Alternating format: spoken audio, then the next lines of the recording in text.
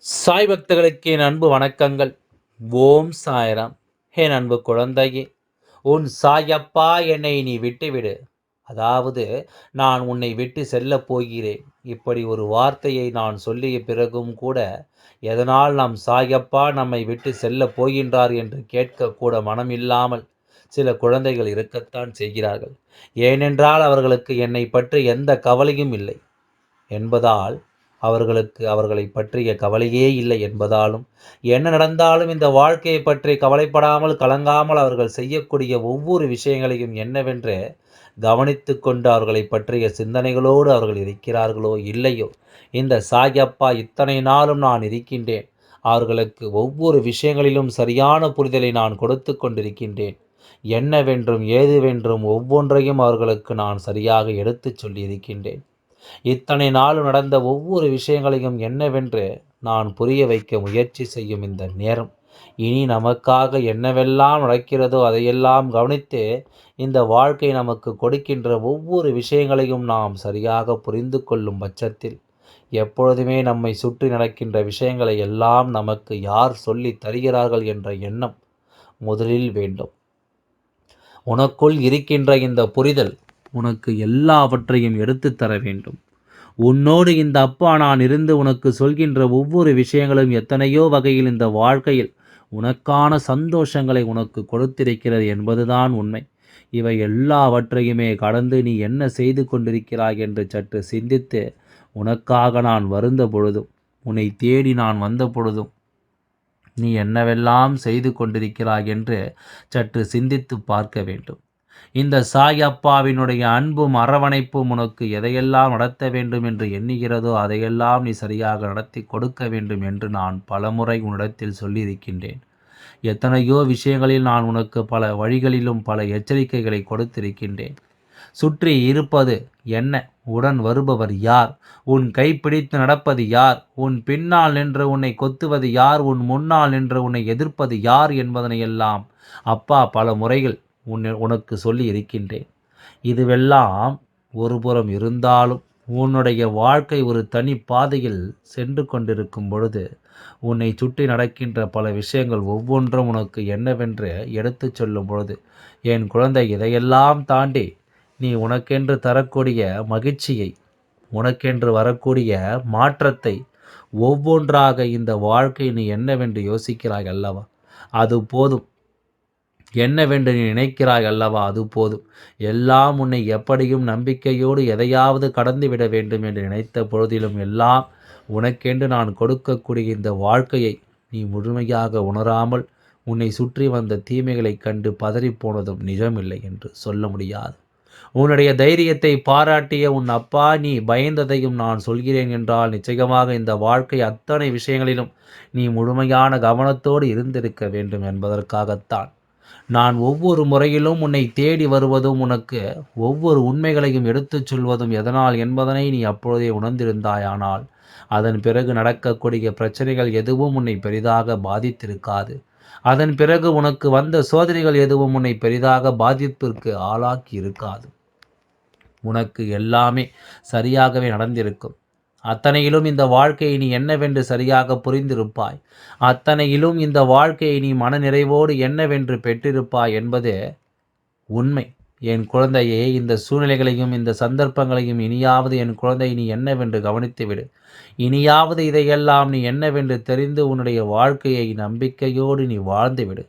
சாயப்பா உனக்கு சொல்கின்ற ஒவ்வொரு சொல்லும் இனி உன் வாழ்க்கையை நிறைவாக மாற்றும் என்பதனை நீ நம்ப வேண்டும். அதாவது, மனநிறைவோடு உனக்கு எல்லாவற்றையும் சொல்லித்தரும் என்பதனை நீ நம்பு. அத்தனை விஷயங்களும் என்றாவது ஒரு நாள் இந்த வாழ்க்கையை உனக்கென்று உணர்த்தி கொடுக்கும். அப்பொழுது நீ எல்லா விஷயங்களையும் கவனமாக தெரிந்து கொள்ள வேண்டும். எல்லா சூழ்நிலைகளையும் நீ சரியாக புரிந்து கொள்ள வேண்டும். நான் உன் சாயப்பா அல்லவா? உன்னை சுற்றி நடக்கின்ற ஒவ்வொரு விஷயங்களையும் உனக்கு என்னவென்று எடுத்துச் சொல்வேன் அல்லவா? நான் உன் முன்னால் நின்று அத்தனையும் உனக்கு நிச்சயமாக நடத்தி தருவேன் அல்லவா? அப்படி இருக்கும்பொழுது என் குழந்தை, நீ எதற்காகவும் இனி இந்த வாழ்க்கையில் வருத்தம் கொள்ளாதே. எதற்காகவும் உன்னுடைய வாழ்க்கை நடக்கின்ற விஷயங்களை எல்லாம் என்னவென்று நீ யோசித்து உன்னை வருத்தி கொள்ளாதே. எல்லாமே வெறுத்து போகும் அளவிற்கு விரட்டி மனதில் இருக்கிறது. என் குழந்தைக்கு இதை நான் அறிவேன். பயன்படுத்துவதே எப்பொழுதுமே பாசம் என்ற போர்வைக்குள் பல மனிதர்கள் இருக்கிறார்கள். தேவைக்கு மட்டுமே தெரிவிக்காத பேச்சை பேசுகிறார்கள். இருக்கட்டும் என்று போனால் இளக்காரமாக நினைத்து விடுகிறார்கள். பொறுத்து கொண்டிருந்தாலும் பொல்லாதவர் என்று சொல்லிவிடுகின்றார்கள். எப்படித்தான் சகித்தாலும் இங்கே வாழ்ந்து காட்ட வேண்டும் என்பது நிச்சயமாக உன்னுடைய மனநிலையாக இருக்கும் பொழுது, யார் நினைத்தாலும் உன் வாழ்க்கையில் அவ்வளவு சுலபமாக எந்த ஒரு கெடுதலையும் நடத்திவிட முடியாது. இந்த வாழ்க்கையில் அவ்வளவு எளிதில் உன்னை பெரிதாக காயப்படுத்திவிட முடியாது என்பதனை நீ புரிந்து கொண்டால் அது போதும். சாயப்பாவை நினைத்து நினைத்து உன்னுடைய வாழ்க்கையில் நான் உனக்கு சொல்கின்ற பல விஷயங்களும் இப்பொழுது உனக்கான மிகப்பெரிய மகிழ்ச்சி உனக்கு கொடுக்க தயாராகிவிட்டது. உனக்கான மிகப்பெரிய மாற்றத்தை உனக்கு கொடுக்க இவை எல்லாம் எப்பொழுதுமே தயாராகிவிட்டது என்பதனை நீ புரிந்து கொள்ள வேண்டும். சாயப்பா உன்னை தேடி வருகின்ற பொழுதெல்லாம் என் வார்த்தைகள் உன்னுடையதாக நீ ஏற்றுக்கொண்டிருந்தாயானால், என்றோ இந்த சூழ்நிலைகள் உனக்கு மிகப்பெரிய ஆச்சரியத்தை கொடுத்து உன்னை நல்வழிப்படுத்தியிருக்கும். என்றோ உன்னுடைய வாழ்க்கையில் பேரதிர்ஷ்டம் உனக்கு கிடைத்திருக்கும். ஆனால் நீ என்ன செய்கிறாய்? நான் எப்பொழுதுமே உன்னை தேடி தேடி வந்த பொழுதும் கூட நீ எப்பொழுதும் என்ன செய்து கொண்டிருக்கிறாய்? என்னை பெரிதுபடுத்தாமல், என்னை பொருட்படுத்தாமல் இந்த வாழ்க்கையில் எப்பொழுதுமே தவறான சில விஷயங்களை செய்து கொண்டிருக்கின்றாய். உன்னை மீறி நடந்துவிட்டது, உன்னை மீறி இந்த விஷயங்களை எல்லாம் இந்த வாழ்க்கை நடந்துவிட்டது என்று சொல்லி நீ புலம்பிக் கொண்டிருக்காதே. உனக்கு நடப்பது எல்லாமும் நல்லதாகவே நடக்கும் என்பதை நம்பினால் அது போதும். எல்லாம் அழகாகும். அதாவது எவனையும் நீ நம்பாதே. வெற்றியோ தோல்வியோ எதுவென்றாலும் நீயே தேர்வு செய் வேண்டும். அதாவது உன்னுடைய பாதையில் வெற்றி கிடைத்தால் பெற்றுக்கொள், தோல்வி கிடைத்தால் அதிலிருந்து பாடங்களை நீ கற்றுக்கொள். இதுதான் நிஜம்.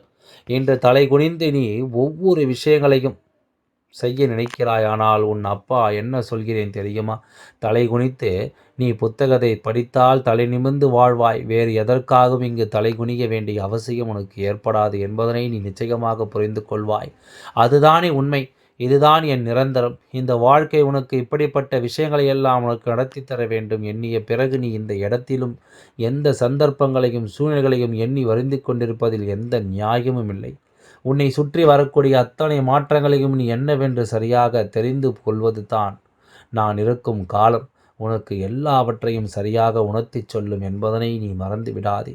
எந்த நேரம் நமக்கு என்ன நடந்ததோ ஏது நடந்ததோ என்று சொல்லி இனியும் நீ வருந்தி கொண்டிருக்காதே.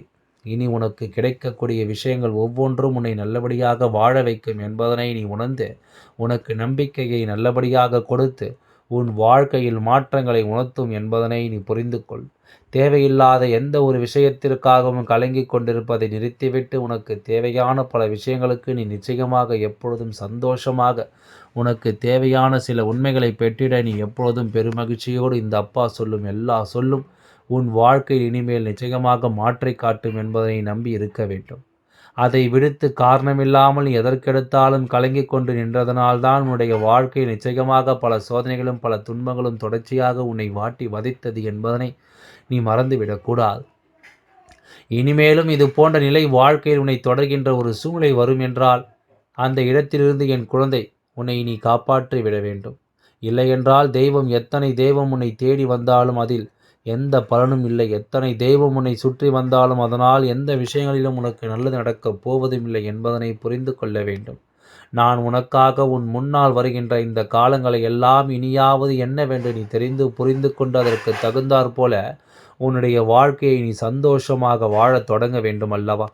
எந்த இடத்திலும் நாம் யோசிப்பது போல இந்த வாழ்க்கையில் நமக்கு வருகின்ற சோதனைகளை மட்டுமே எண்ணி நீ வருந்தி கொண்டிருக்க கூடாது. உன்னை தேடி வருகின்ற சோதனைகள் எல்லாவற்றிலும் உனக்கான மகிழ்ச்சியும் அங்கே கிடைக்கும் என்பதனை நீ புரிந்து கொள்ள வேண்டும். உனக்கான வெற்றியும் நீ விரும்பியது போல மகிழ்ச்சியை உனக்கு கொடுக்கும் என்பதனை நீ எப்பொழுதுமே தெரிந்து கொள்ள வேண்டும்.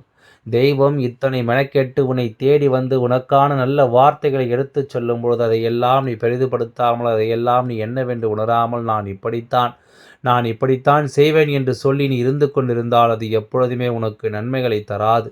ஒரு விஷயமாக மாறிவிடும் என்பதனை நீ மறந்து விடாதே. தெய்வத்தின் முன்னிலையில் எப்பொழுதுமே எந்த ஒரு சந்தர்ப்பம் கிடைக்கும் பொழுது அதையெல்லாம் என் குழந்தை நீ உனக்கான வாய்ப்பாக மாற்றி அதனை பயன்படுத்தி கொள்ள வேண்டும். நீ யோசித்துப் பார், எந்த இடத்தில் சறுக்கி விடுவாய்? உனக்கு அறிவுரைகளை கொடுக்கலாம் என்று ஒரு கூட்டமே அங்கு காத்து கொண்டிருக்கின்றது. எந்த இடத்தில் நீ தவறி விழுந்தாலும் சரி, எந்த நிலையில் உன் வாழ்க்கையில் உனக்கு கிடைக்கின்ற விஷயங்கள் எல்லாம் நீ சரியாக புரிந்து கொள்ளாமல் விட்டாலும் சரி, அந்த இடத்தில் உனக்கான விஷயங்களை எல்லாம் நடத்திட தெய்வம் வரும் என்பதனை நீ புரிந்து கொள்ள வேண்டும். அந்த இடத்தில் உனக்கு வேண்டியது எல்லாம் நடத்தித் தர தெய்வம் முன்னிருக்கும் என்பதனை நீ புரிந்து கொள்ள வேண்டும். இந்த புரிதல் இல்லாமல் நீ தொலைத்தது எல்லாமும் போதும்.